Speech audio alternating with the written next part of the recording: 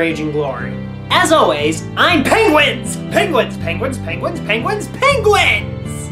Calm down, dude. What's wrong with you today?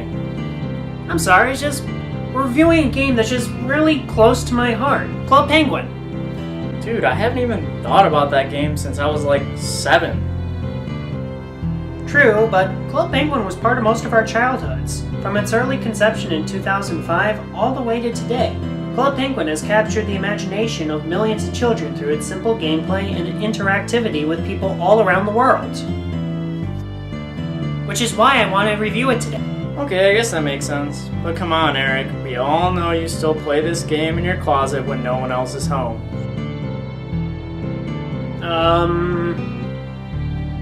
Look, Zelda doing a striptease! Huh? Well, let's stop wanking around and get to the review. Rightio then. Getting onto the site, we can see the bright and colorful intro. When Disney bought the site in 2007, they made a lot of different changes, but this has always been one of those changes that I've actually really liked. Eric, it looks like we decided to do the review at the right time. The site closes at the end of March.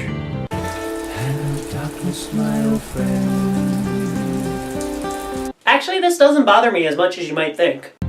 I mean, don't get me wrong. I still like the game, but Disney changed many aspects of the game from when I first played that it's not even really the same game anymore. It's probably appropriate that the game retires with some form of elegance.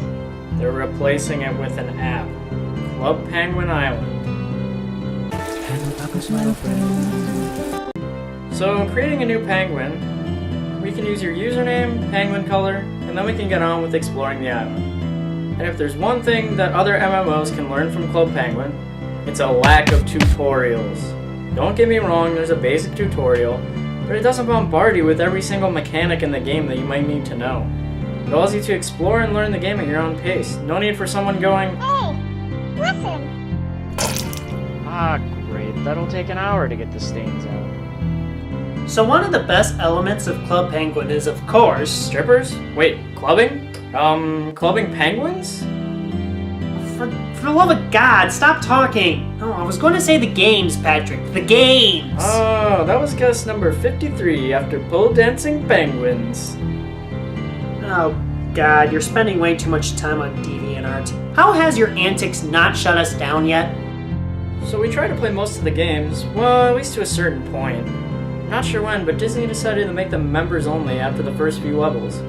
First off, let's talk about what has stayed the same since 2007. Many of the games haven't been touched since Disney bought Club Penguin, and you know what? That's a good thing. Don't fix what isn't broken. Those games are Hopper, jetpacking, minecart surfing, sledding, a Connect 4 ripoff, fishing, coffee beans, pizza making, surfing, and... Christ, this game again? I'm 21 years old, and I still don't know how to play Mancala. I get it involves counting, something I'm actually pretty good at, I think. But past that, I don't get it. These games haven't been touched at all, and are still really great to play.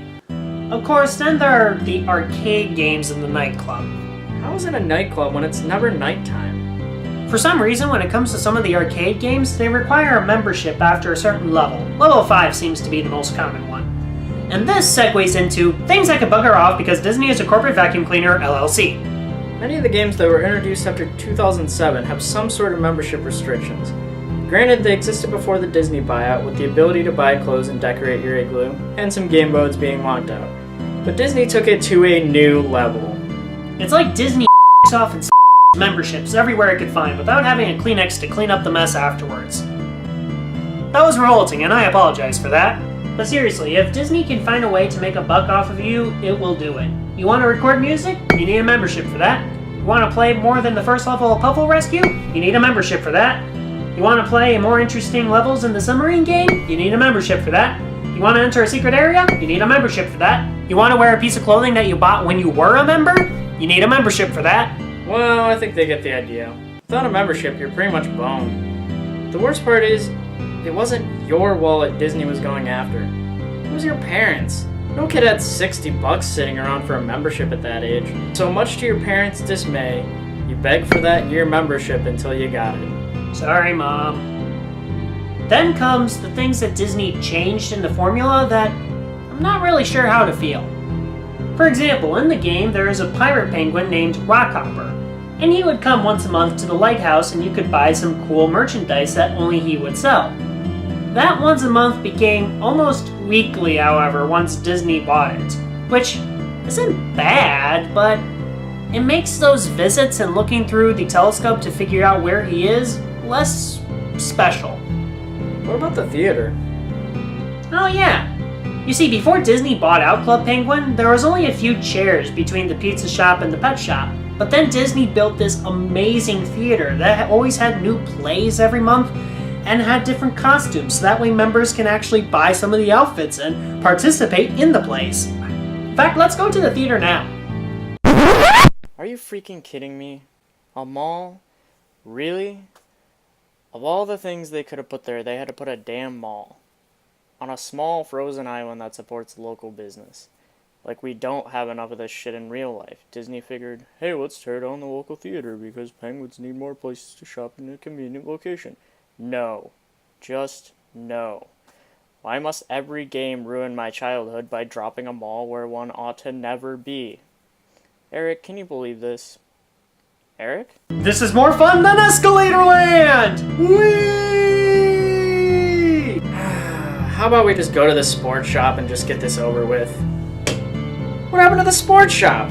Now where am I supposed to get my sports-related items? The mall? You're dead to me. But don't you remember? The sports shop used to be the headquarters for the Penguin Secret Agency, the spy unit in Club Penguin that would give cool teleporting telephones and could solve certain missions around the world. However, with one of the missions of the PSA completely destroying the place, it was replaced with the new EPF, or the Elite Penguin Force. And with that came the new headquarters of the Everyday Phoning Facility. I mean, at least this change makes sense versus the mall. This one actually goes along with the missions as to why the old agency is no longer around. I do miss my gadget phone, though. Do you know what I miss? Freaking missions! They got rid of all the missions after the PSA was destroyed. Now the only way to fight Herbert the polar bear is to go to some dumb hidden location in the overworld, which by the way isn't hidden when everybody in the surrounding area on a server goes to that individual spot, and play a minigame. A minigame!